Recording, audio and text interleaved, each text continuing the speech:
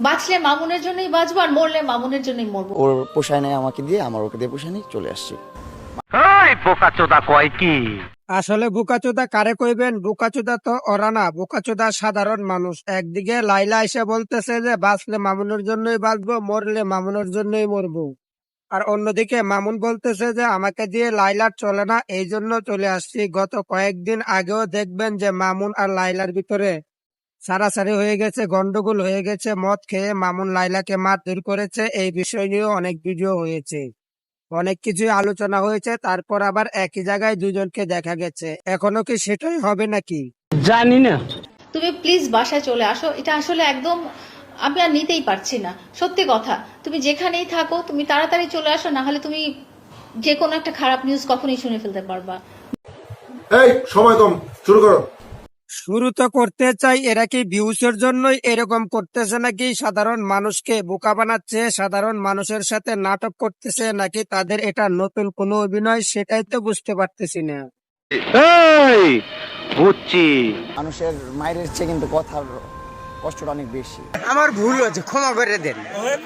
ঠিক এভাবে সিদ্দিক ভাইয়ের মতো কয়েকদিন পর দেখবেন যে মামুন লাইলা আবার এক জায়গায় হয়ে গেছে, জনগণের কাছে ক্ষমা চাইতেছে তাদের ভিউজের জন্য। ভিউজের জন্য তারা সবকিছুই করতে পারে, নতুন নতুন নাটক সাজাতে পারে, সাধারণ মানুষকে যেভাবে বোকা বানাতে হয় সবই তাদের কাছে আছে। তারা তো একজন অভিনেতা বলতে কথা।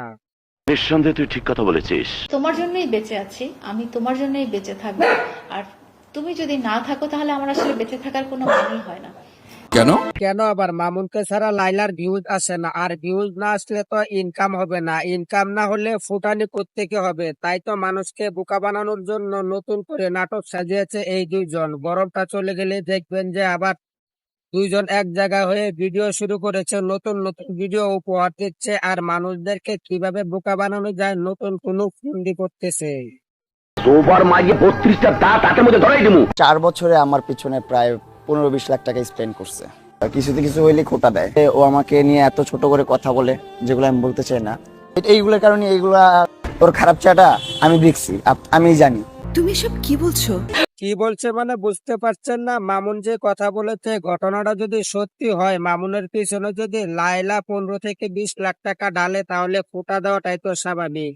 একটা মানুষের পিছনে সে এত টাকা ঢালতেছে, তার কোনো কথা যদি তার মনের মতো না হয়, তার কোনো কাজ যদি মনের মতো না হয়, তাহলে ফোঁটা দেবে, এটাই স্বাভাবিক।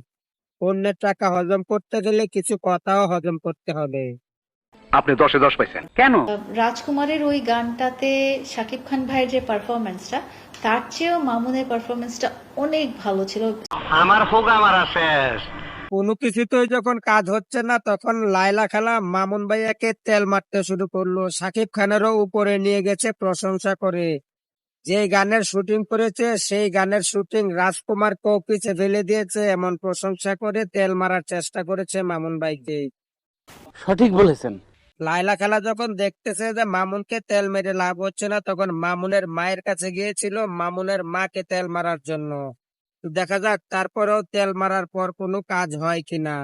বন্ধুরা, দেখতে দেখতে ভিডিওর শেষ প্রান্তে চলে এসেছি। জানি না পরবর্তীতে আবার কোন ভিডিও নিয়ে দেখা হবে। ভালো থাকবেন, সুস্থ থাকবেন, আল্লাহ হাফেজ। ভালো লাগলে ভিডিওতে একটি লাইক দিয়ে চ্যানেলটি সাবস্ক্রাইব করে দিবেন।